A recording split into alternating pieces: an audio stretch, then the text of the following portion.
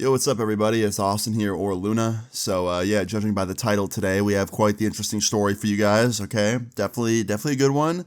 And yeah, I hope you enjoy it. Leave a like on the video if you do, and let's jump into it. So, today's story time all starts off as a regular day back when I was 17 years old. Now, at 17, around this time, I wasn't doing a whole lot. Besides just making YouTube videos and hanging out with my friends here and there, I was actually pretty busy. I was just doing a lot of YouTube stuff at this time. This was when I was doing YouTube completely full time at this point and like very dedicated to it, and making it a career, right?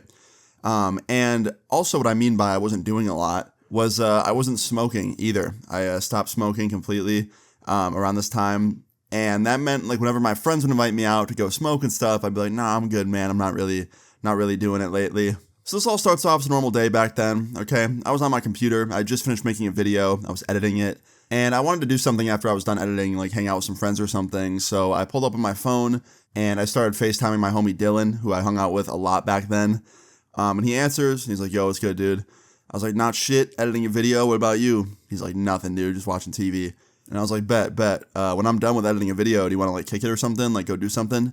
He's like, yeah, I'm down, just hit me up when you're done. I'm like, okay, cool. So I hung up with him, went and finished editing my video. Only took like 20 minutes. I was pretty much almost done with it when I called him. And I called him back like 20 minutes later. And I was like, all right, bro, I'm done. What do you want to do? He's like, shit, I don't really got any ideas. Do you have any ideas? And I was like, I don't know. We could like get food. And then after that, I don't really know. He's like, all right, let's just get food. And then when we're getting food, we can like think about other stuff to do. I'm like, all right, bet. Sounds good. So like literally 10 minutes after we got off the phone, Dylan came to my house. He picked me up. I left with him.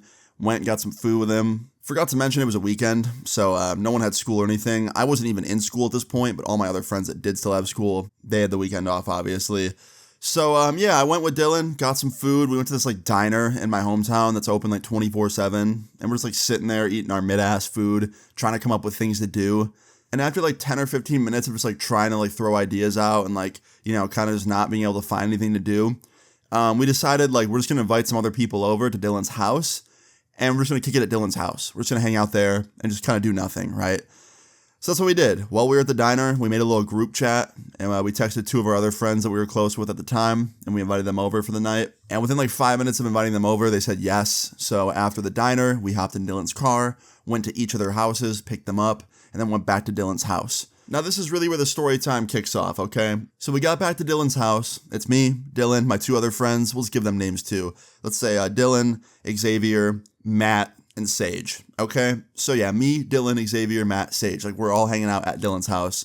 And probably about 10 minutes after getting there, Dylan has the itch to smoke some weed. And everyone at this time smoked but me. So I told him, I was like, yeah, I'll watch you guys, but I'm not gonna smoke. And he's like, all right. And then Xavier speaks up and he's like, yo, Dylan, I got a better idea.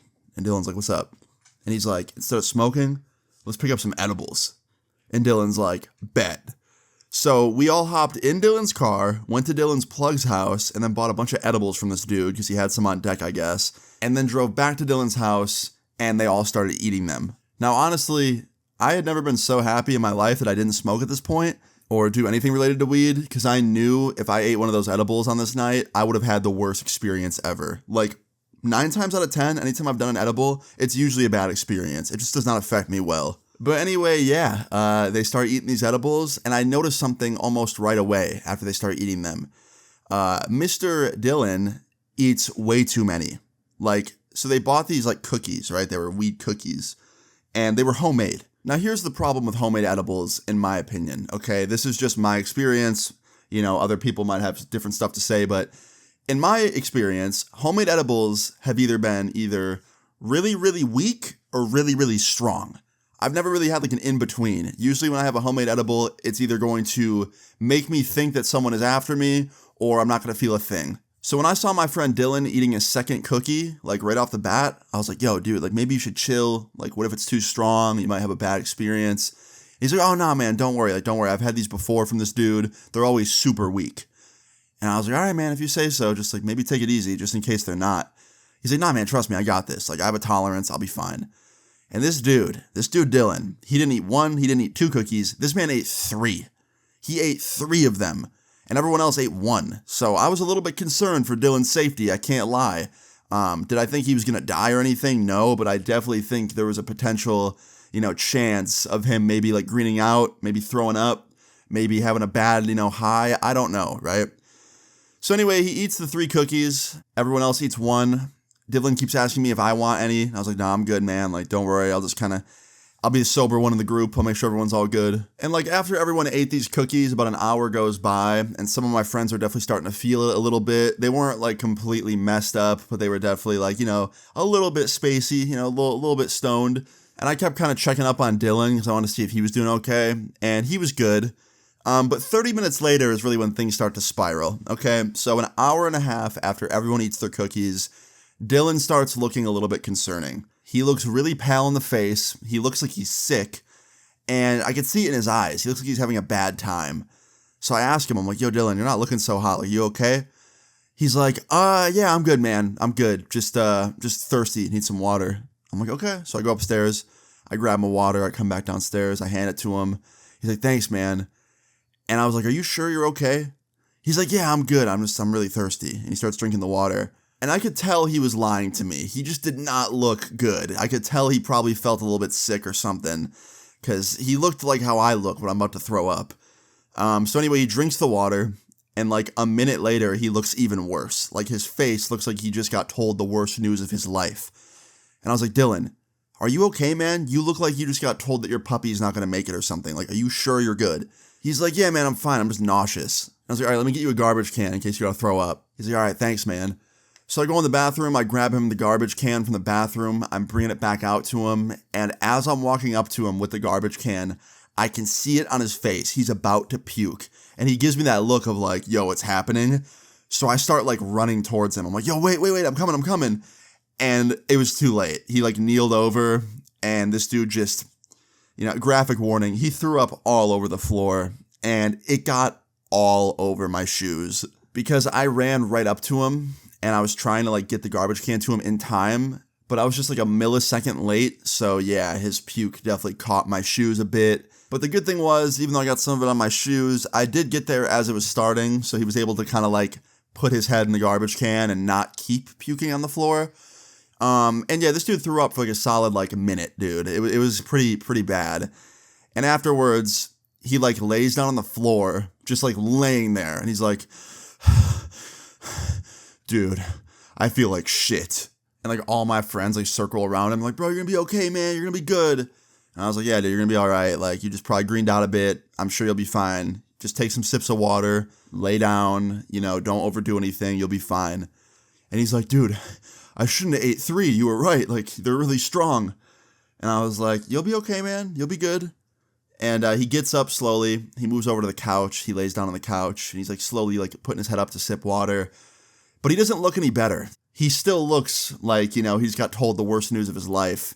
And he said he still felt really nauseous. And like 30 minutes goes by and this dude just keeps like dry heaving into the garbage can. He's not even puking anything up at this point. Like, there's nothing left to puke.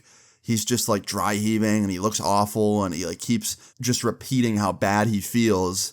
And it gets to a point where he says he wants to go to the hospital. And Xavier is like, dude, you don't have to go to the hospital, man. Like, you're probably just greened out, or like maybe you ate too many cookies, like, and they bothered your stomach, but you're probably not like deathly ill or anything, dude. Like, I'm sure you'll feel fine in like an hour or two. And Dylan didn't want to hear that. Dylan's like, nah, man, like, fuck that. I know my body and I do not feel good. Like, I need to go to the hospital. And I was like, all right, well, what do you want me to do? Like, you want me to call an ambulance? You want me to go tell your parents to take you? Like, what do you want to do? Because his parents were upstairs, like, just in their room. And he's like, all right, yeah, go tell my mom. And I was like, okay, what do you want me to tell her? Like, you just don't feel good? He's like, tell her I did edibles, tell her I ate too many, like, just let her know the truth. And I was like, all right, man, I got you. Are you sure she's not going to be, like, angry or anything because you're doing edibles? He's like, nah, man, she knows, like, what we be doing down here. We're fine. So I went upstairs, and I got his mom. I knocked on her bedroom door. She answered the door. I was like, hey, so Dylan ate 3 weed cookies, and now he is throwing up and looks pretty sick. He wants to go to the ER. And she's like, oh, no. So she comes downstairs with me and starts checking on Dylan, like seeing if he has a fever. He doesn't have a fever. That's good. And she's asking him questions because she used to be a nurse. So she's just like asking him all these questions about how he's feeling. And he just keeps repeating that he wants to go to the ER. He didn't want to like be, home. He wanted to go to the hospital. And she's like, okay, I'll call an ambulance right now. And he goes, why can't you take me? And she goes, my car's getting fixed right now. And then Dylan's like, okay, can you take my car? Can you drive me? And she's like, I can't. I don't know how to drive a stick shift. And he goes, oh, really, Mom? And she's like, yeah, can you drive? And he goes, I can't drive right now. I'll literally throw up at the wheel. I can't do it. So after that, Dylan called his dad to see if he could take him to the hospital, but his dad was out grocery shopping and the store was like 20 minutes away. So he didn't want to wait for his dad. So they just decided to call an ambulance. So within like 5 or 10 minutes, the ambulance was at Dylan's house in the driveway. The paramedics came in. They were evaluating Dylan. They then, wheeled him out to the ambulance. And let me just say, the paramedics were not concerned at all. Like when they heard that he was just eating edibles and then got sick, they were like, oh, okay, like he probably just overdid it a bit, probably not, deathly ill or anything. So that's good. They weren't like super concerned. He probably wasn't dying. But just to be safe, they took him to the hospital to be further evaluated. And me and all my friends walked to the hospital because we all couldn't fit in the ambulance. So it took us like 20 minutes to get there. Shortly after we got to the hospital, Dylan's dad also pulled up and he was there with us. And after we got there, Dylan was already in a room, like talking to a doctor. So we walked over to his room. They let all of us in, which was crazy. Usually they would not let that many people in the room if they weren't immediate family, but they did. Probably weren't allowed to, but whatever. But yeah, we went to the room. We saw Dylan laying there. His mom was sitting in the chair next to him. And his mom proceeds to start telling us that, he probably just overdid it on the weed cookies or he had food poisoning from the cookies, because that's also a possibility. Like whoever made them didn't make them correctly and didn't follow food safety rules and maybe underbaked a cookie or used like expired eggs or something. But nobody else was sick, so that was a good sign for, that at least. But yeah, they ran a bunch of tests. They didn't really find anything of any kind of like, concern. And, they had an IV in him, giving him fluids and stuff, so that was good. And yeah, after a while, the doctor came back in after running a bunch of tests and basically said like there was nothing of concern and they couldn't find anything. And his assumption was either he overdid it on the weed cookies and had, kind of a reaction to that, or he had food poisoning. And Dylan didn't have any food allergies, so it probably wasn't an allergy thing either. So yeah, it looked like he just either greened out or had food poisoning and that he was going to be okay. So yeah, after this, they discharged him from the hospital. He went back home. He felt a little bit better after the IV because he had like fluids in him now and like was hydrated. And we just went home after that. We went back to Dylan's house. And then from Dylan's house, we all went home and just had a normal night. And the next day he felt fine. I called him first thing in the morning. I was like, yo, how you feeling? He's like, I'm all right. A lot better, dude. Definitely not doing any edibles for a while.